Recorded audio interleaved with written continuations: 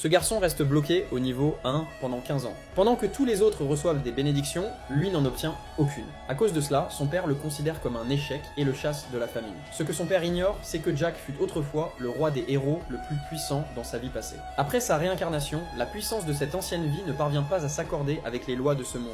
Une fois exclu de sa famille, Jack pousse enfin un soupir de soulagement. Le pouvoir écrasant de sa vie antérieure inspirait la peur à son entourage, l'empêchant de se faire des amis. Désormais libéré de son statut de noble, il peut vivre comme une personne ordinaire et profiter d'une existence paisible. Jack décide alors de se rendre dans un village reculé, aux confins du territoire. En chemin, il aperçoit deux personnes attaquées par des monstres au loin. L'une d'elles lui est familière, Jenny. Cette scène lui rappelle un rassemblement de nobles où tous se moquaient de lui en le traitant d'incapable. Ce jour-là, seule Jenny avait pris sa défense. Pour lui rendre cette dette, Jack décide d'intervenir. Il active une compétence et apparaît instantanément devant Jenny, juste au moment où elle est en danger. Il bloque l'attaque du monstre, puis utilise une autre capacité. Il découvre alors que la créature ne peut pas être tuée directement, car un noyau est dissimulé à l'intérieur.